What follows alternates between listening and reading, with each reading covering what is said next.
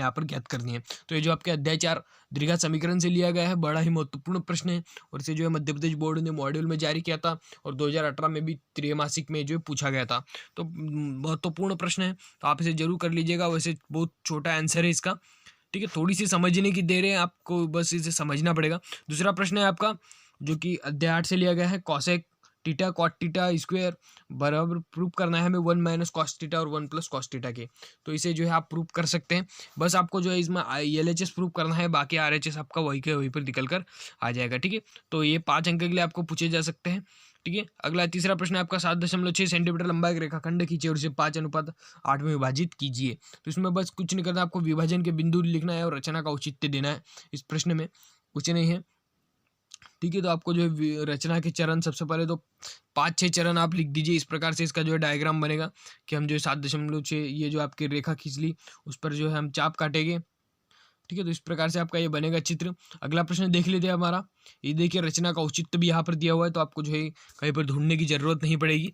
अगला है पानी पीने का एक गिलास के 14 सेंटीमीटर ऊंचाई वाला था, शंकु के छिन्नक के आकार का है, तो दोनों वृत्ताकार सिरों के 4 सेंटीमीटर 2 सेंटीमीटर, तो गिलास की धारिता हमें ज्ञात करनी है, ठीक है। तो ये जो है आपका छिन्नक का सूत्र लग जाएगा, इसमें शंकु के छिन्नक का आयतन का सूत्र लग जाएगा और यही जो है यहीं पर निकल कर आ जाएगा।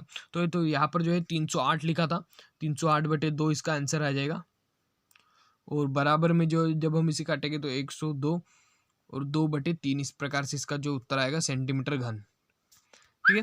तो इस प्रकार से इसका उत्तर बनेगा। अगला है प्रश्न 5वां आपका निम्नलिखित सारणियों में, ठीक है, सांख्यिकी में से लिया गया है, रोगियों की आयु को दर्शाता है। इसमें आपको जो है माध्यक और बहुलक की गणना करनी है, ठीक है। माध्य और बहुलक जो है निकालना है, तो कुछ नहीं है, माध्य और बहुलक निकालने के लिए आपको जो है 2 सूत्र याद रखने हैं, बाकी आपका बहुलक का सूत्र आप याद रख लीजिए और वहीं से आपका माध्य भी निकल जाएगा बहुत ही आसान तरीके से।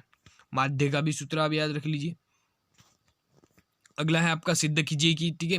तो ये जो आपका 4 अंक के लिए पूछा जा सकता है कि सिद्ध कीजिए कि 3 + 2 करनी 5 एक परिमेय संख्या है। तो इसके अतिरिक्त जो है 1.3 में जो आपका और एक प्रश्न दिया हुआ है, करनी 5 एक अपरिमेय संख्या, अपरिमेय, इसे सिद्ध करना है।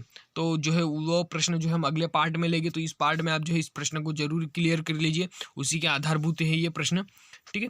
तो आप सभी को तो पता ही होगा ये जो है अपरिमेय संख्या है, तो हमें जो है इसका परिमेय लेकर जो इसे विरोधाभास के द्वारा हम इसे सिद्ध करेंगे। अगला 7वां प्रश्न देख लेते हैं, निम्नलिखित युग्मों को प्रतिस्थापन विधि से हल करना है। तो प्रतिस्थापन विधि आपके अध्याय 3 में बहुत ही ज़्यादा महत्वपूर्ण है। वैसे विलोपन भी महत्वपूर्ण है, लेकिन प्रतिस्थापन सबसे ज़्यादा पूछी जाती है। तो प्रतिस्थापन के 3 प्रश्न आपके मोस्ट IMP हो जाते हैं, जिसे मध्य प्रदेश बोर्ड ने हर बार जो है बढ़ावा दिया है। तो पहला प्रश्न देखिए, उसका उत्तर, सेकंड प्रश्न का उत्तर और थर्ड प्रश्न का उत्तर, ठीक है। अगला प्रश्न है आपका 8वां, 3x4 6x घन 2x स्क्वायर 10x -5 के अन्य सभी शून्य ज्ञात कीजिए। यदि इसको शून्य करनी 5/3 और -5/3 है, तो ठीक है। तो ये जो है प्रश्न है आपका बड़ा ही महत्वपूर्ण प्रश्न है, तो इसे भी जो है आप कर लीजिएगा। अगला है अध्याय 5 से आपका लिया गया है, उस AP का 31वां पद ज्ञात कीजिए, जिसका 11वां पद 38 और 16वां पद तिरोत्तर है। तो ये जो है आपके अध्याय 5 AP से लिया गया है, तो इसमें जो है आपको nवें पद का सूत्र लग जाएगा और आपके जो है दोनों पद निकल कर आ जाएगा, ठीक है। हम इस पर पूर्णतः डिस्कस नहीं कर रहे हैं।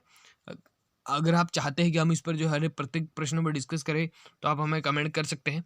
वैसे हमारे पास समय तो नहीं है, ठीक है। तो देखते हैं, आंधी आने से एक पेड़ टूट जाता है, यह भी जो है बहुत महत्वपूर्ण प्रश्न है आपके अध्ययनों त्रिकोणमिति के परिचय में से। अगला 11वां है, एक सुई के मिनट की जिसकी लंबाई 14 सेंटीमीटर है, 5 मिनट में रचित क्षेत्रफल ज्ञात कीजिए। तो ये जो है आपके मध्य प्रदेश बोर्ड 2019 में जो पूछा जा चुका है और उसकी पूरी संभावना है कि 2020 में भी ये जो पूछा जाए, ठीक है। अगला प्रश्न है आपका आखिरी 12वां, कि मान लीजिए कि ABC सर्वांग समय DEF के, तो इसका क्षेत्रफल 64 सेंटीमीटर स्क्वायर 100 सेंटीमीटर स्क्वायर है, तो इसका EF 15.4 सेंटीमीटर होगा, तो BC ज्ञात कीजिए। तो ये प्रश्न भी जो है महत्वपूर्ण है, आप इसे भी जो है कर लीजिएगा। तो इस प्रकार से केवल आपके 12 महत्वपूर्ण प्रश्न निकल कर आ जाते हैं, इसे आप कर लीजिए।